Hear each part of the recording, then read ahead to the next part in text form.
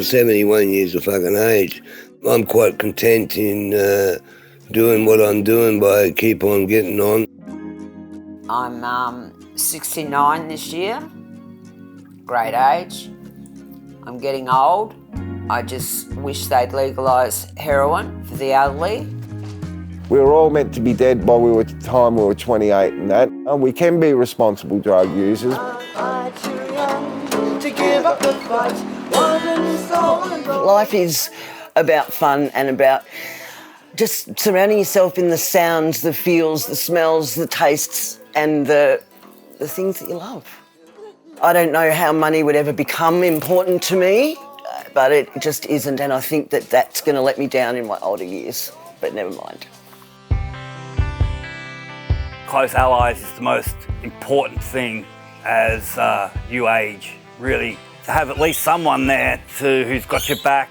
Well, it means essentially that we use and we look after each other. I get on, I give half of whatever I get to whoever. The benefit of that is what I give, I will get back later. It's like putting money in the bank. Once we get into our 50s, if you've been a pretty constant drug user for most of your adult life, you're running out of viable veins. I see the same regular GP that I have for the past 15, 20 years. She regularly gives me my prescription for methadone and other drugs that I take for my body that I need. I get everything in one go that I need off the scripts that she writes out from my chemist, and I get a Webster pack, a weekly Webster pack, which is my breakfast pills and my evening pills. The services I access, I go to the chemist to get my methadone. I go to CoHealth to see my doctor. He actually rings me, which is great. If I'm going to see a healthcare service for an issue I've got, that's what I'm going to see them for. I don't need to be preached to about, getting off drugs or, at my age I shouldn't be doing this. Services need to be holistic, wraparound.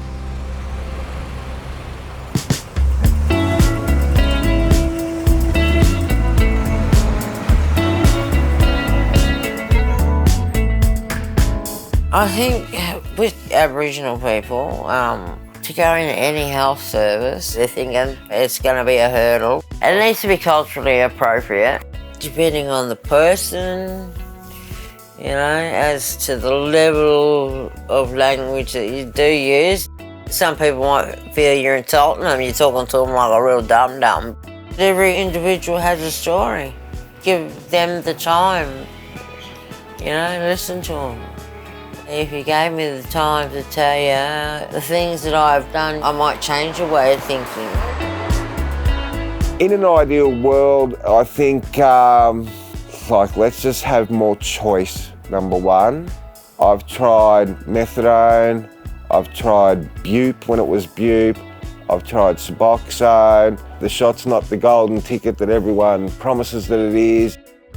I think also as far as accessing treatment, treatment choice becomes reduced across the board for aging and elderly people. And if there's any barriers to that, whether it's mobility, travel, money to travel, whatever it is, there is an increasing trend of putting people on a long-acting injectable buprenorphine option, and that's seen as a way of fixing that access problem, when really the treatment should accommodate for people's needs based on their treatment choice, rather than the other way around.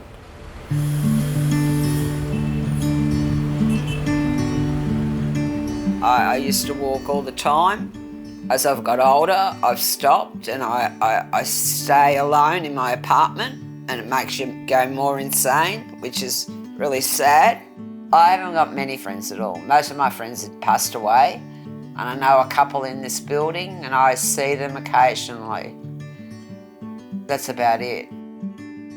I would say my major issue at the moment is motivation. I do have depression problems and the sort of problems that are associated with it, like sleeping too much, not enjoying things as much as I can, having to drink to really get into good mood, or making myself work it's a continuous struggle. The heroin users aren't painted in a very good colour. There's a lot of people that actually work to support their habits, and that's why there's a lot more elderly drug users, is because there's people that actually look after themselves whilst using drugs because they enjoy using drugs. Because of prohibition, everything's pushed to the margins and people's lives are shorter, they're rougher, and it's very difficult to create community in that sort of environment.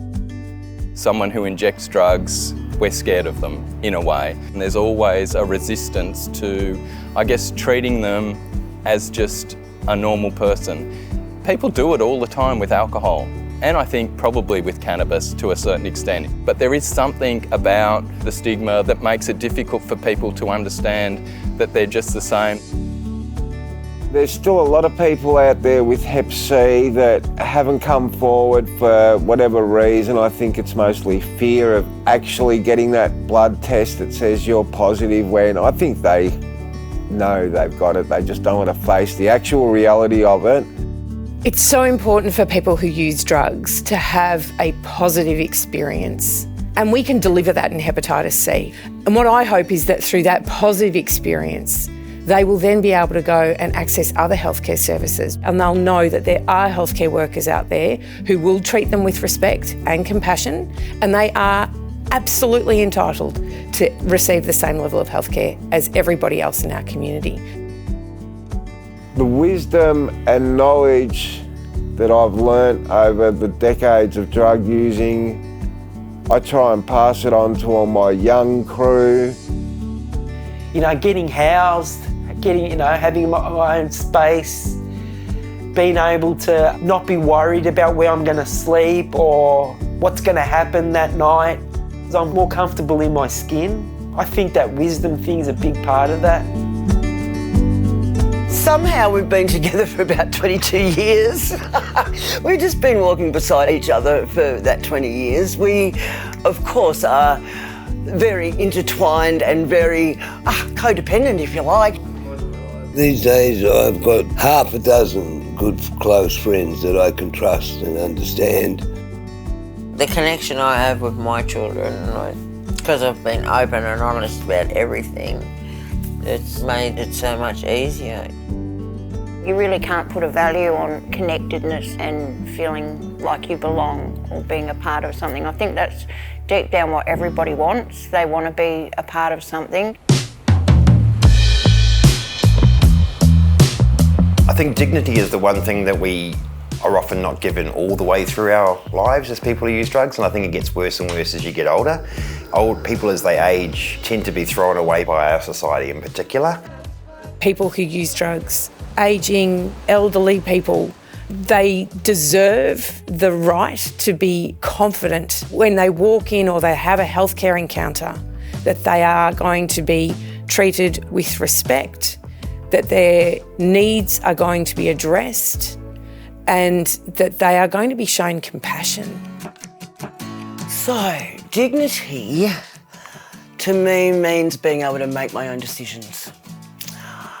Having autonomy over my body, my surroundings, not having to get down on my hands and knees and beg for stuff, whether that be housing, food, clean clothes, just to be able to, not be made to feel like shit because I'm asking for something I need.